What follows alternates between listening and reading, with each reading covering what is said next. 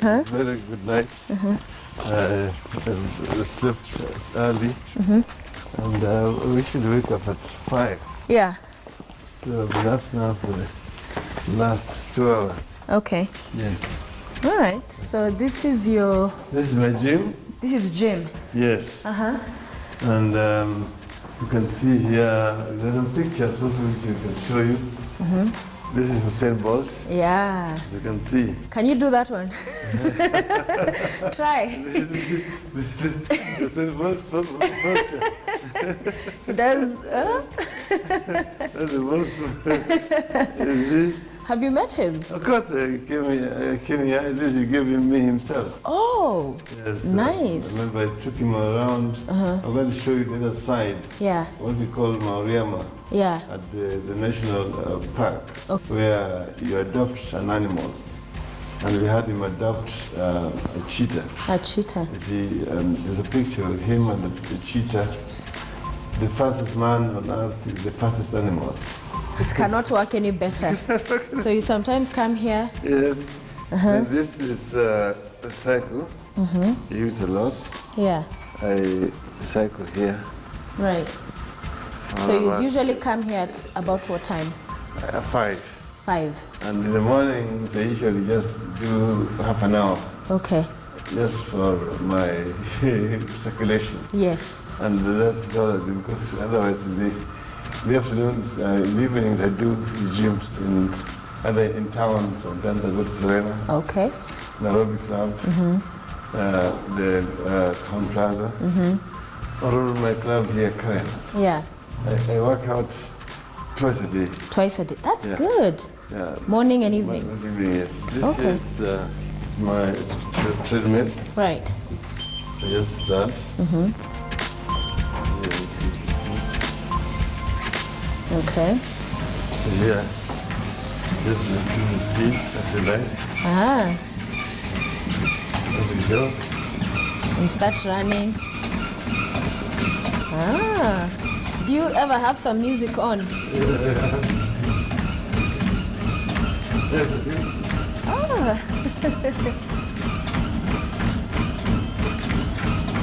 Yeah. Good. This is it too. You can increase the elevation. Yes. Yeah, that does the incline. Yeah. Okay. And sometimes you'll just walk. Yeah, also I usually walk. Yeah. Just walk. But sometimes you want to run. It's good for cardio. It's good for cardio. It's very good cardio. Yes. Okay. Yeah, that I can imagine. When you do that, it's like you're going up the hill. Up the hill. Yes. It's very good for getting the system to open up. Yes, exactly. Okay. Yes, to get the system. Okay. All right, that's good. Yes, this is and right. Because it's an Arsenal hero. You know, you were a Team Arsenal. Yeah, of course. But Wright was the top scorer in Arsenal in the 90s. And you can see that picture. He had just scored the 179th goal. Yeah. He was really a hero that time. But then Thierry Henry, who came later and surpassed his record in terms of scoring.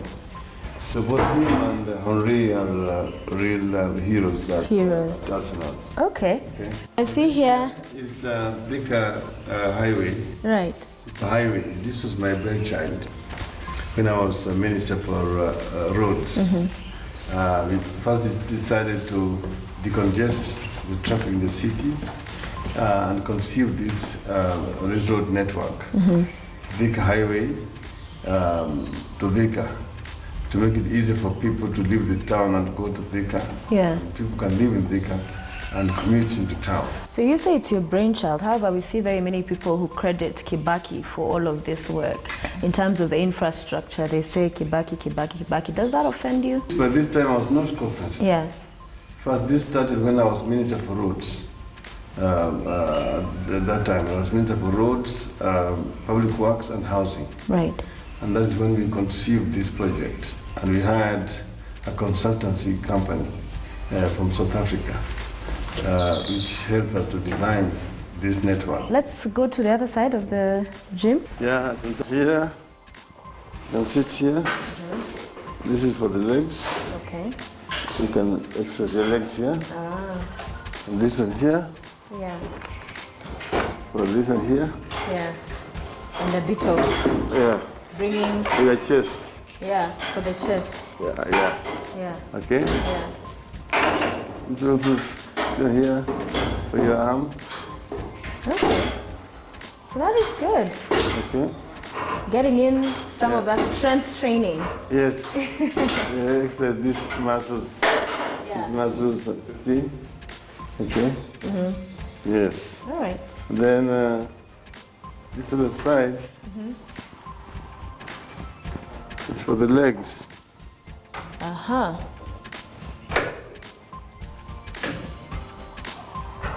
Very nice. You see? Yeah. Legs. This is exercise mat. This one here, I just after I've done all those things, I come to stretch here. And I just right here. I do this. Nice. With this. Then I can do this. This. And this. Yeah. This. And do also the presses. So I do this. See? Good stuff. This. Yeah, that's a good stretch. So you see? I see your feet. Yes. Yeah. And I've finished everything else. Okay. This is a jacuzzi. Oh, beautiful. There you go.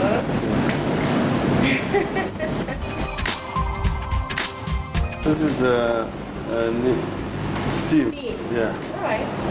Then you can So steam in there it. you go for steam and Yes. gets the detox going as well. Yes. All right. You can sit here. And there's a lot of heat there. Okay. Excellent. We should have the name put up here, for maybe Raila Spa. Huh? Rao Fitness and Wellness. I will not agree. Yeah? Ida uses it also. Either you. Okay, so we can come up with an acronym. Uses it more than me. More than you do. Okay. Thank you very much for that tour. Okay.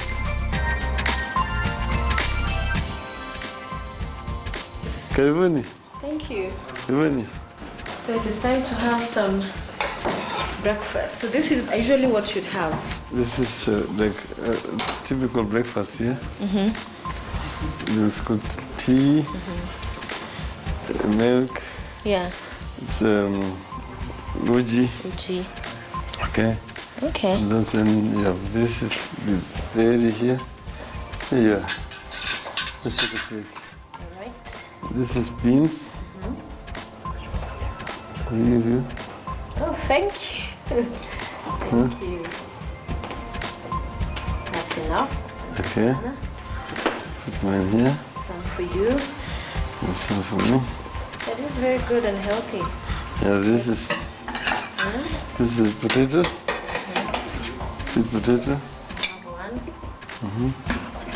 Also sweet potato. And this is boiled egg. I mean, I usually eat boiled, but the other is fried. Okay. This is fried also. Fried is coming. I'll just have a sausage. Sausage, okay. Yes. There you are. Thank you. You also take a sausage. And that's it. Yes. You have tea or? I'll have actually uji. Okay, you have uji. Maurice, call Ida. Mama, she'll come. Oh, hi. How are you? I was just about to ask. Hello. Good to see you. How are you? You have a beautiful home. Very good. You have decided to come and Have breakfast. with Father. So very Yeah, I've been waiting for you here. I was actually waiting for you. Yeah. So how is usually your day like? You wake up at what time? I'm awake by 4 a.m. 4. Wow. Wow, that's early. That's early. Yeah. You But what after that? after that, well, I do my morning devotion. Then I look at the newspaper online. Internet. I go straight. I look at what is the newspaper. I do my correspondence until maybe 7 o'clock. Yeah. Then I'm out to do my other chores. Okay. Do you have that kind of a practice? Do you do devotion? Yeah, she does the devotion. Yeah, need to be honest. You know, this is a habit that I grew up with. Walking Then- in the morning, doing a devotion. Then she's on the internet, and at 5, Yes. I mentioned to you, I leave her and I go to the gym Yeah. to do my, what I already taken it through. Then I come back, shower, and then we have breakfast together. So is it now just the two of you in the house? The kids all? Yeah. Wow. It's supposed to be the two of us, but more often than not, we are always many. Yeah. We are never just the two of us for breakfast. We always have this table full. Yeah. Full. Yeah. Wow. Whether we are in Nairobi or at home. So many visitors come, and then you sometimes have our grandchildren Right. join us, and sometimes our children come, Right. particularly weekends. They And for you, having many people, you're now used to it as a politician, but I imagine for mom, in terms of sometimes you just want to have your time with your husband, and then there's people all the time. Does it ever just get a little bit too much? Well, we still create time. Yeah. Yeah, we still create time to be together. Yeah. Yeah. Okay. So you found a way to balance it all. It's been like this for many years. So, By now it's second nature. in fact, when there are no people wondering what's happening, something must be wrong. Yeah. Okay. So Honorable Odinga, I'll ask you this when Mama Ida is here. How you met her? You see, Ida's cousin is married to my cousin. Okay. And so it is through that cousin of mine that we met. And he was in town, and in those days I was teaching at the university in Nairobi. Right. And Ida was also at the university, but we never didn't meet in the university. She had a brother who was living in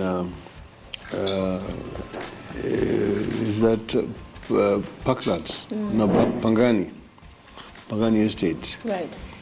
And so I went with this cousin of mine to visit her brother, and there she was with her elder sister and her other younger sisters. They were having a family gathering in Pangani. Right. And that's where we met for the first time. So Was it love at first sight? I don't know what you call it that. Did you see her and started plotting in your mind, this one? This one, Or was it later, as the days went by, then you started to think this is a good woman? The people you'll see, and they actually captivate your attention. Yeah. And this was one of them. I met her, and somehow she looked different from the others I had been with. Hot number. Yeah. Okay. So I told my cousin, I want to see that lady again. And did she agree when you asked her out, say, for the first meet? We invited her. We were going to another party. And we invited her to come with our sisters. And she agreed to come. Because maybe she was not coming because of me, but her coming because of the party. Yeah. And I would want to say that was the beginning of our relationship. Yeah. Yes. And Mama Ida, when you first saw him, did you think, oh my world? Not at all. Not at all. Okay. Not at all. It was later that it grew, or how did it happen for you? Your attraction towards the younger, at the time you're both young people. Yes. I just saw him and I thought it's just a good friend, an ordinary friend. Yeah. Okay. But then by and by things changed. Yeah.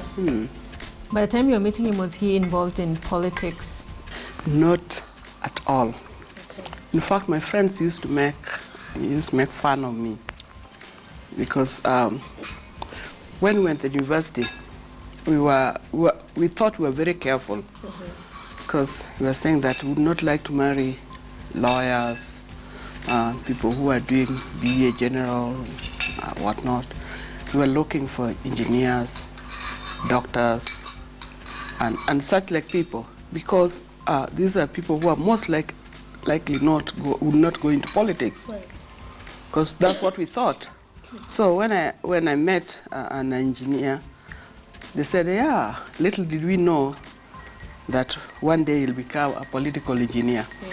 That he became. Yeah. So actually, that's what happened. That's what happened. Yeah.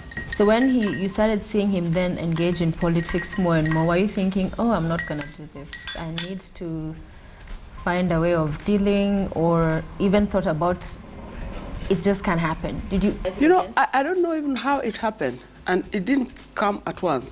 It came very gradually and slowly, very, very slowly. Yeah. Had you known you'd always get into politics, sir? The younger Raila growing up, when I grow up, I want to be this. Did you ever imagine looking at your father, watching him? You know, how I was brought up, I was brought up in a political family. So politics was just like a normal thing to us, because it was like you're fighting for people's rights. You're fighting, at that time it was for independence, the struggle for independence of the country.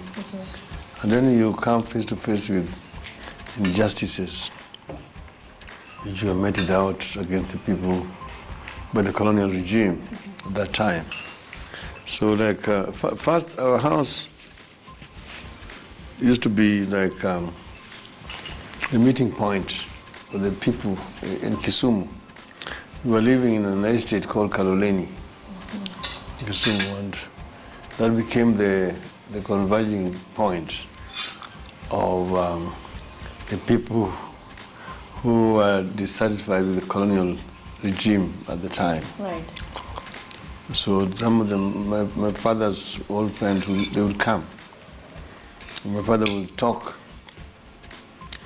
politics with them, telling them what had happened that day, because those were the days of state of emergency. The Mama had been proscribed, and Oneko, who had been living with us in the same house, had been arrested and was one of the Kapenguria 6.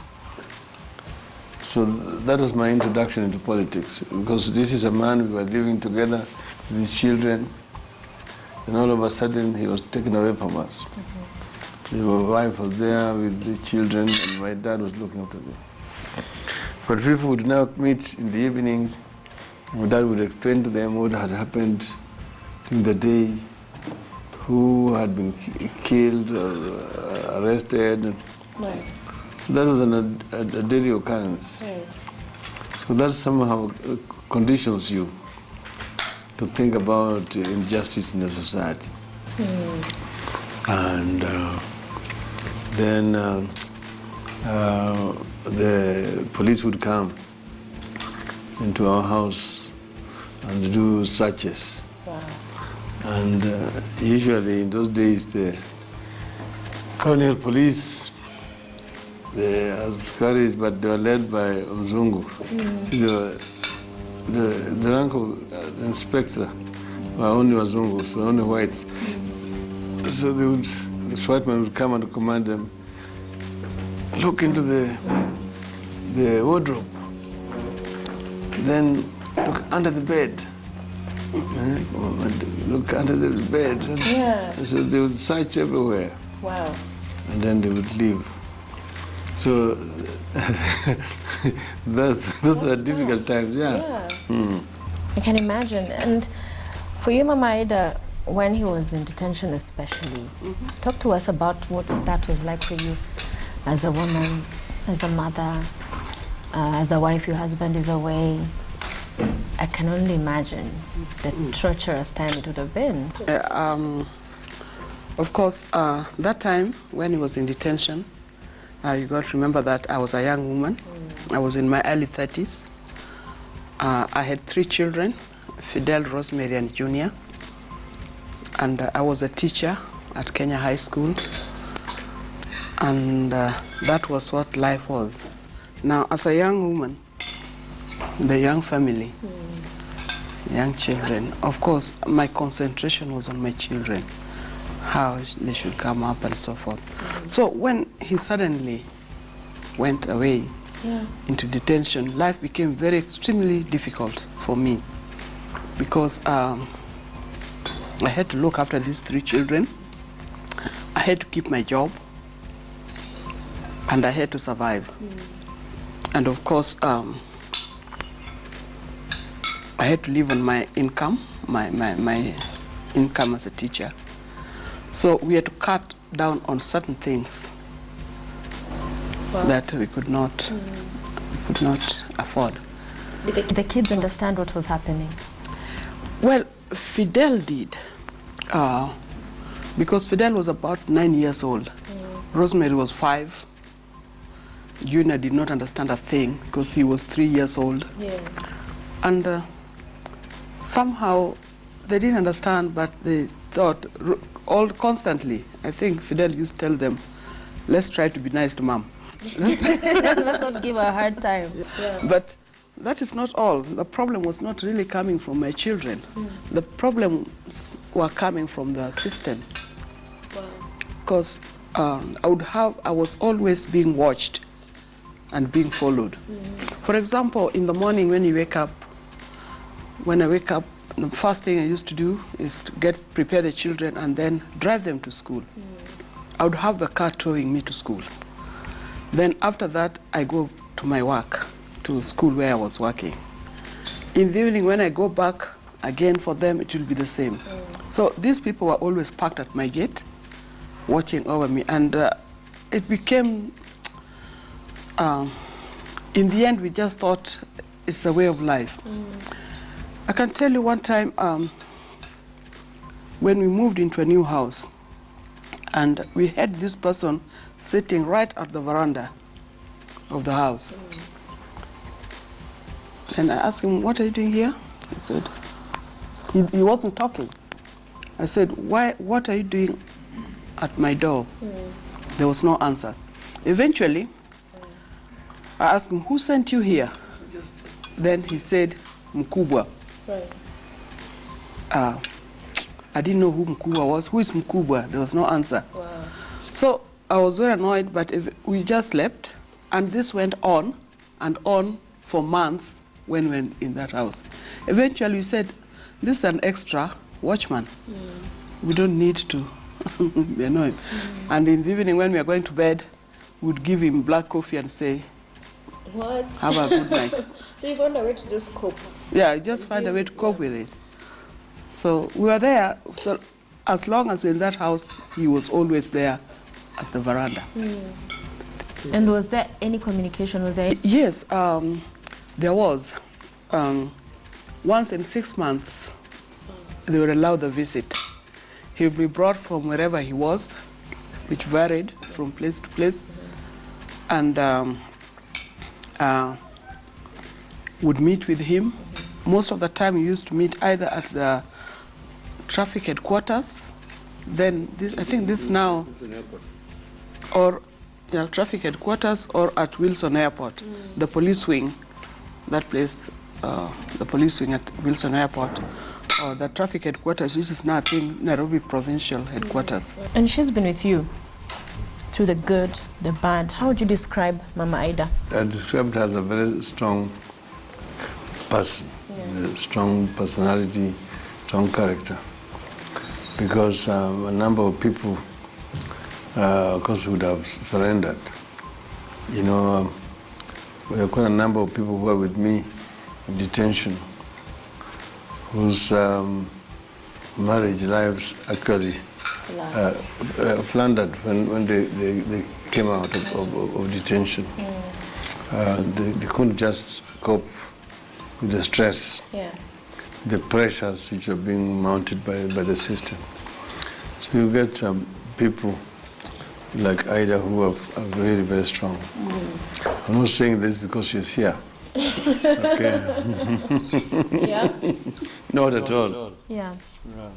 She's extraordinary.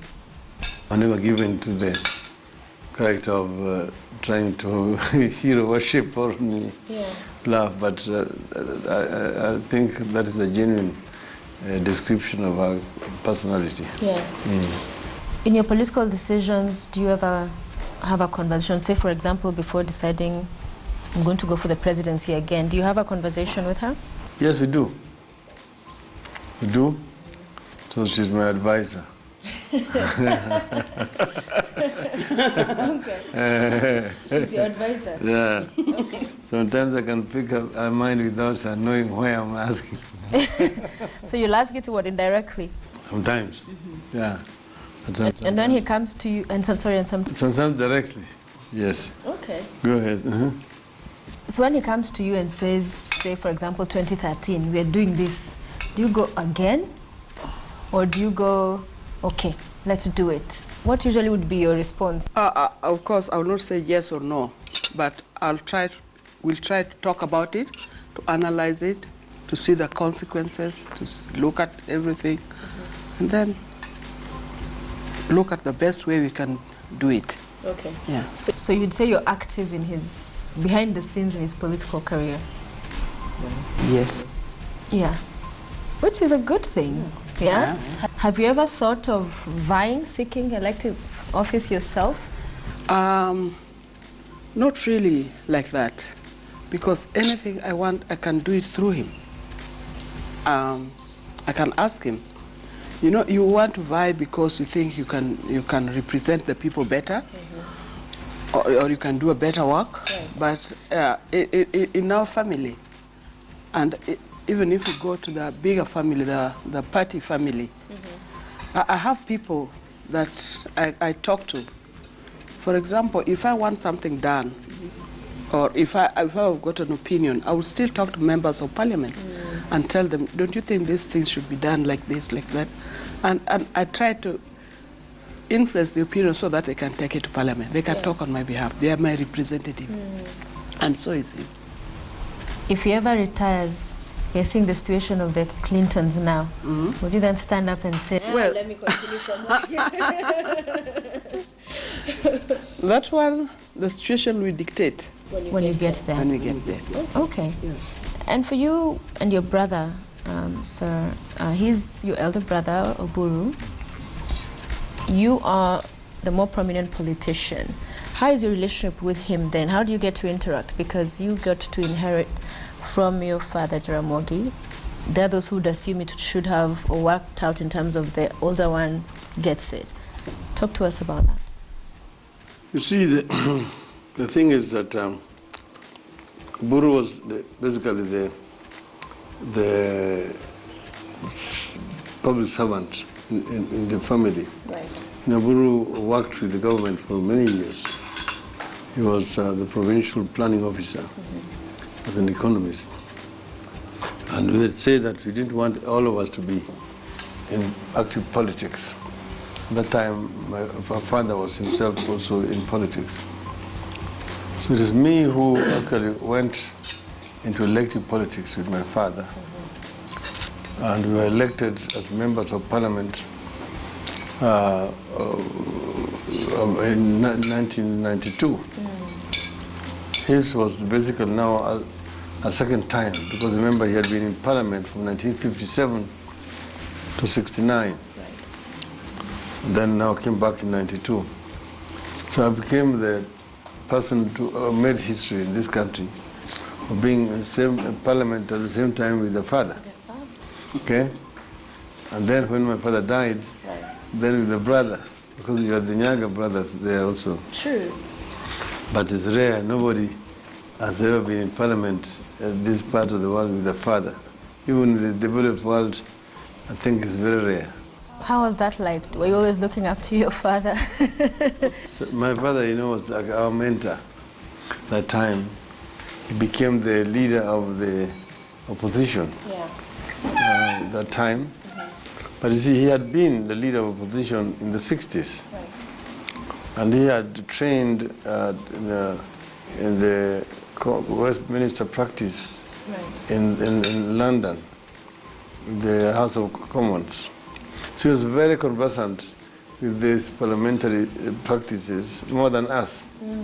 So he's the one who was actually training us. And now, you are the senior in politics, some would look at it that way in terms of influence to your brother, yet he's the senior in family, age. How do you then balance that? Are there ever any issues, or is the relationship perfect? It's perfect, our relationship. It's flawless. We divide responsibilities. When we are home, he's the leader.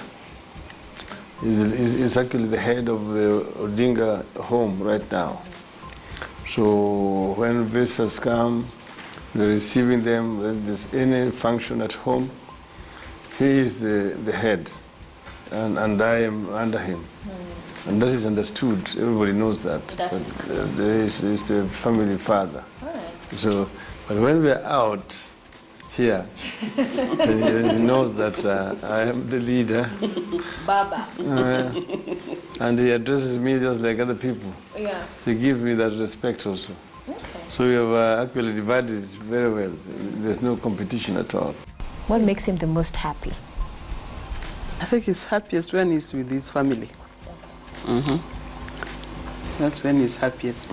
That's when he's happiest. And to you, she's happiest when? She's happiest when I'm around.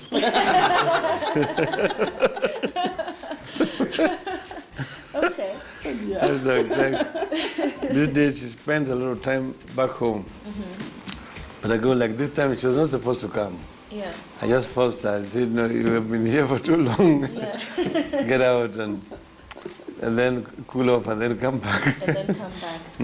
Okay. And it will become too rural.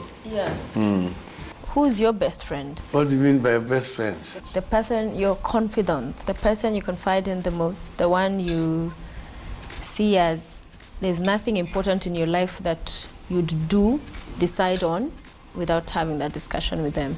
And who also you have fun with? I mean, I've got friends, social, because they're social friends, they are family friends, they are political friends.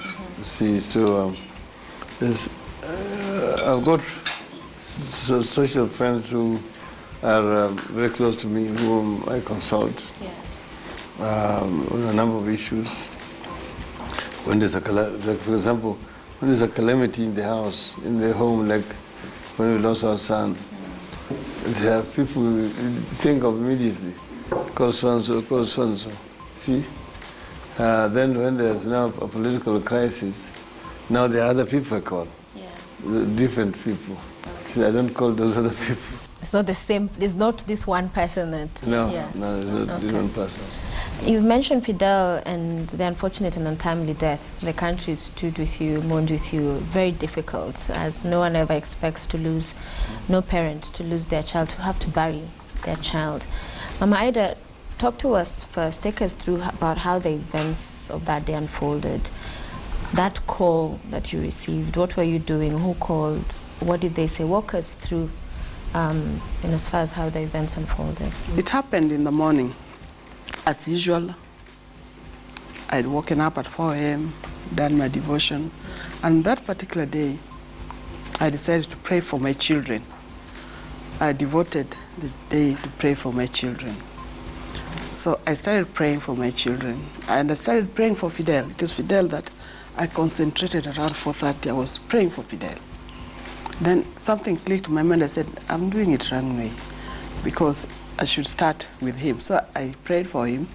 Then I went back again and I prayed for Fidel for a long time, and I prayed for the rest. Then after that, I started reading the newspaper, catching up with the news and so forth. Then as morning came, Rosemary called me. Rosemary, our daughter. Rosemary apparently was at home in Bondo. And then she told me, when she called, she said, Mom, where are you? I said, I'm in the house. We call this place house. Then she asked, I said, I'm home. I said, I'm in the house. Then he said, are you with Dad? I said, yes. Is he there close to you? I said, yes. Then I said, what is it? Then he said, I've just received a call from Luam. And she was crying. And she's saying that Fidel is not breathing. That's the news I got, and that was the end of Rosemary's message. So I just got up. I screamed, and I got up. He asked me what? And I told him Fidel is dead. And I grabbed whatever the cloth that was near me. I put it on, and I went down quickly, got the car keys, and he was from the gym. He had left me as usual. He had gone to the gym and he was back. So he changed off from his gym clothes and we drove to Fidel's place. Then as we were driving out, then I realized, oh, we don't have a driver. And I said, I will drive. We got to the gate, and I told the gate, the security man at the gate to jump in the back seat. He said, do I need to change? Do I need to take my... I said, jump on the back seat and we are going. So he drove to Fidel's house. And when we got to Fidel's house, the ambulance was there, the engine was on, but there was nobody in the engine, in the ambulance. So we got in and we found these people trying. We went upstairs and we found the paramedics from AAR trying to resuscitate him. That time he was still flexible and we thought it would work, but it never did. And that must have been heartbreaking. Very hard. Very hard. There's nothing as bad, as painful as watching your child die. It is very, very painful. Yeah. Can't compare it to anything else. Well, it's like a thunderbolt. Because when Ida got the news, as she told you, she jumped, made a very loud, funny noise. I knew something was terribly wrong, bad. I was standing there with my gym clothes. So I started changing automatically. And then I asked, what? And she says, Fidel. What has happened to Fidel? He's dead. That's a terrible feeling. Then we went as she has already described. Yeah. We arrived there. There he is. After those attempts, they gave up and said, we can't hear any heartbeat, nothing. I could see their faces. I knew we had lost him. So now just to alert the people. And the first person I thought of was my brother. And he was not answering. You know, the discovery you make in those circumstances is that Sunday mornings are very bad. Very bad for somebody to die Sunday morning. Because most people switch off their phones. Right. She was trying, she couldn't get anybody. And I was trying, and I was not getting anybody at all. And until now, I tried my cousins. So my cousin called Joe, not answering.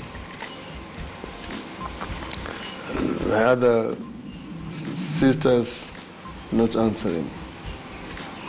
Then my other political friends around there.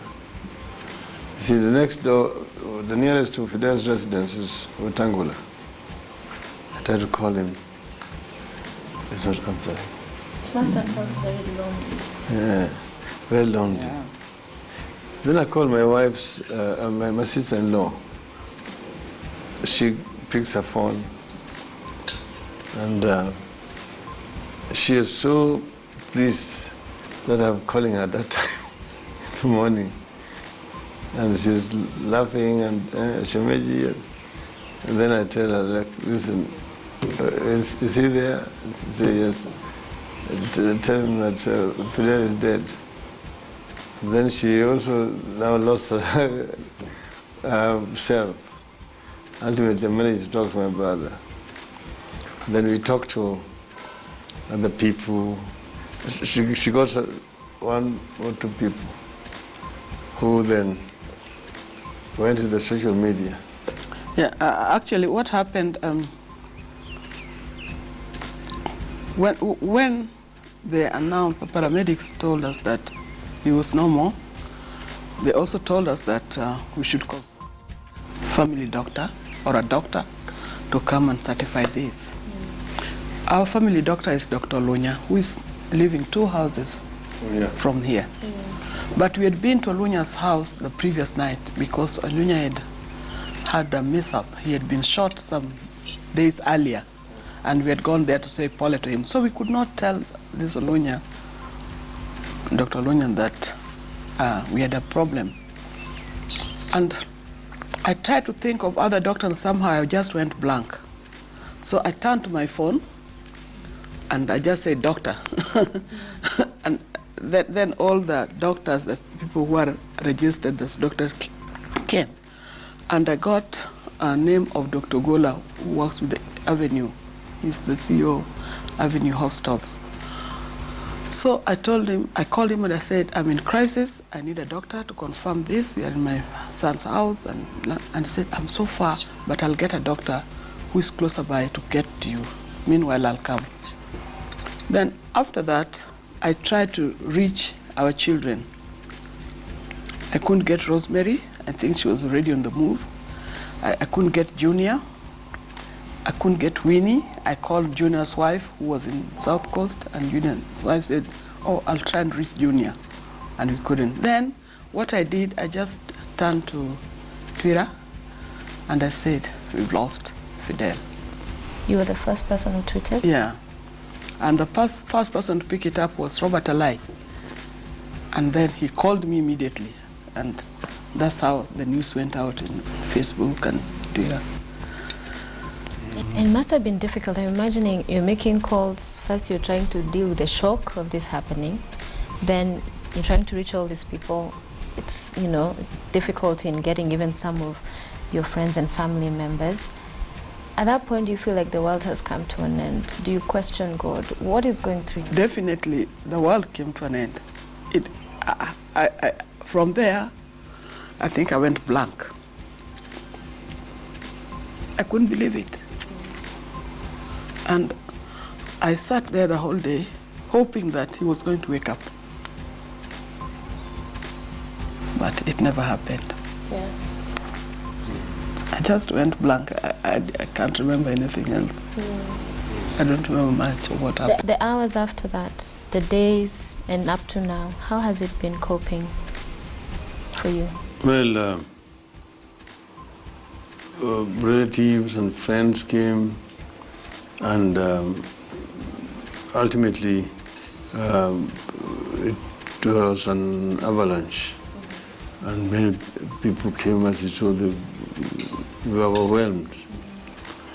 Really, there was so much demonstration of compassion and friendship that really even surpassed our own imaginations. Right.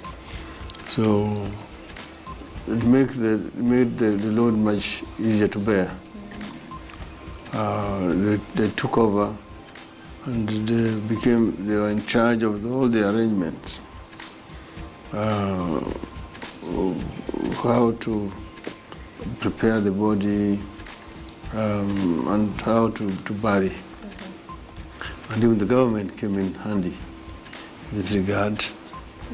Yes. So the president came, his deputy, to condole with us. The government offered transportation of the body to Kisumu. But then also our close friends organized a committee, and friends from all over the world sent messages, because many of them even came from the US, from Europe, from the rest of Africa. They all came to help us, and that actually helps to try to bear the load and the pain of losing Fidel. Yeah. So we laid him to rest, and since that time, since people have been coming to say Paule. Like you saw just the other week, last weekend, Mama was hosting a team of women from all over the country. There were Orange Women Democrats, about 500 of them. Wow. They all came home. It was very nice to be with them. Yeah. In 30 counties. Wow. The country, you see. People who have continued to come from abroad. This is last weekend I had a friend from Nigeria who would come all the way to come and pay his respects, because he was not able to be there at that time. I was with him here when she was home, and so this is usually a process. In our tradition, there's always there people come.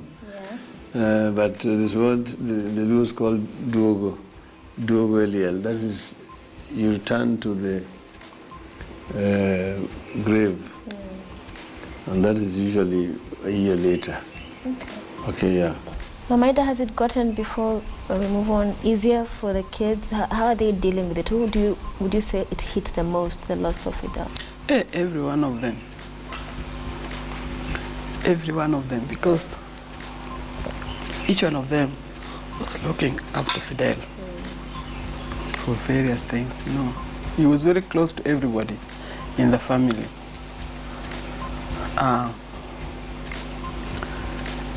Junior was badly affected, and still he is. Winnie is another one, and Rosemary too. Now, I can see the way they are trying to cope with the thing. Each one of them is trying to see how best they can maybe try to do the things Fidel was doing, or fill the gap, but each one of them is very badly affected. Yeah, they're trying to keep his memory alive. Honorable Odinga, at the time and up to now, you know, a lot of questions again there's a lot of speculation as to what happened. Do you as a family now know what was the cause of death? You know, we did appeal to people not to speculate on an issue like this, that they should allow the authorities to carry out investigations so that they can come up with the cause of death. And I'm happy that this has happened, that there's not been too much speculation. In the meantime, the police have been carrying out their investigations. We are told that they are almost through with the investigations. They have not shared it with us, their findings, and we are hoping that this is going to happen soon. Okay? Yeah. So we don't want there to be, and until we have been told this is exactly what happened. Do you intend to share that information with the public once you know? Of course, it will have to be made public. If whatever it was, if it was poisoning, whatever it is, it was, of course, we would want to know who was responsible. I'm just saying we don't know at the moment what the cause, but it will be made public. I mean, we have public figures, so nothing will be held secret. Mama, finally to you on that, what do you tell other mothers who have lost their children? You went through that. No two situations are ever the same. But what would you say? I've been able to meet and share with some mothers who have lost their children, and now I'm in a position I understand what they've gone through, and I try to find out how they cope with them. One of the people that I've shared with is my very good friend in the village, Patricia Radul. Patricia Radul is the mother of Carol Radul. But Patricia's lost, when my children were growing up, even those days when he was away in detention, I was staying with Patricia's son called George. That boy died at the age of 15 in some 20 years, 25 years ago is when the boy died. And, you know, looking at Patricia, who has lost 2 children, one died at the age of 15, one at the age of 30, then I get some strength because I ask him, how do you cope with this thing? Then she takes me through step by step, show me how they cope. The other friend I've shared with is a friend of mine, but a former student of mine called Jane Okongo, or Jane Olo now, Dr. Jane Olo. She also lost her daughter at the age of 21, and she's also tried to help me to cope. Then the last person, again, not last, but another one I've coped with is the parents of a girl, a university student who was in Garissa, who was shot during that time. Now, their daughter was a second-year student at Garissa University. And when I heard their story, how they're saying that they have 10 children, they're very staunch Catholics, staying very close to the church. And when they told me the story, how their daughter was the 6th child in the family, they thought, now at least they've got somebody who's gone to the university. All need to be brought crumbling down. Then I said, at least I had 41 years with Fidel. These people had a shorter time. So I thank God for the life and times of Fidel. But the spirit still lives, and that gives us hope that one day probably we'll meet in heaven. But my other consolation is that when I look at Fidel's son alive, I get a lot of consolation. Yeah. Yesterday he was here. From the door he started screaming my name. Allah is now 1 year and 8 months. But when he comes here, I know he has arrived, because he comes screaming, Nyanya! Yeah, and I look at him and he looks exactly the way Fidel looked when Fidel was that age.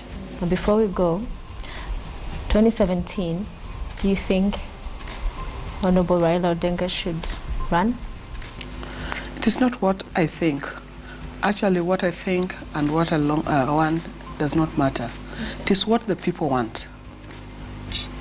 It is what the people want, because he's not going to run to be only my president. He's going to be people's president. So it is the people. I leave it to the people to make that choice.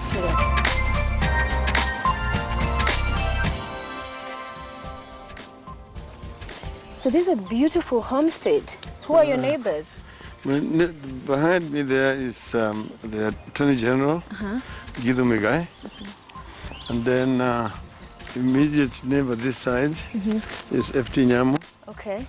And then after Nyamu is my doctor, Dr. Olunya. So, in terms of political inheritance, do you have an heir apparent from your family? You see, they're their own masters, and they drive their own agenda one way or the other. Yeah. Some in business and also in other social welfare sides. And so they basically make their own decisions. I don't really make decisions for themselves. They make their, for example, they do businesses. Yes. They don't depend on me. Okay.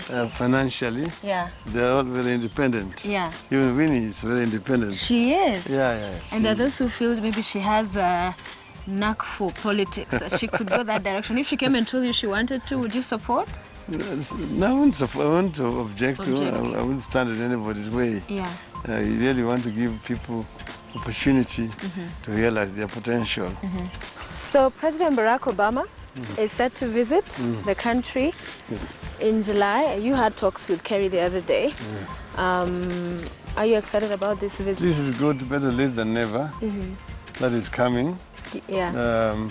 However, just even for a very short time, because I'm told it's a matter of hours, then it's going to be leaving. Yeah, so... So this reports that he might go to Kogelo. Do you think he will go? I think it would be a shame if he didn't go to Kogelo, because that is where his father is buried, and his grandfather. And before that, when he came as a senator, he went there. And when he came, before he even became a senator, he also went there. Right. So one would ask, why is he not going there as a president? Yeah.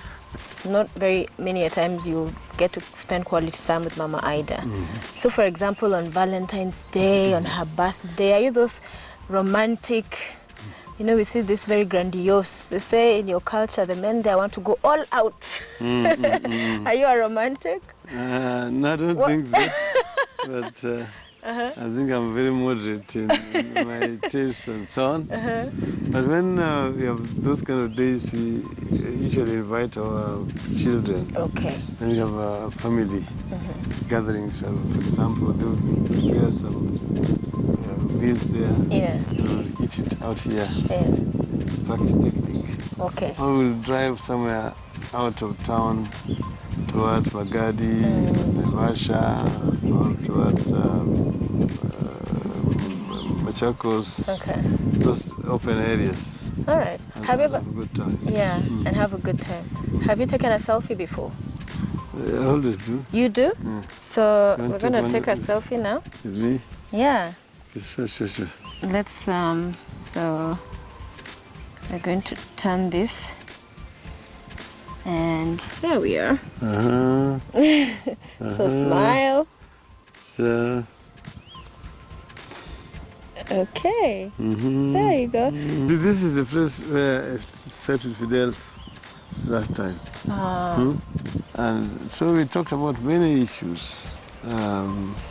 including this issue of this guy who had been kidnapped in Eldoret. Yes, Ebe, yes. Yeah, and then Mom sent somebody to come and tell us that food was ready. We should go and eat. Then I told him, let's go. He said, no, Dad, I'm not eating your food.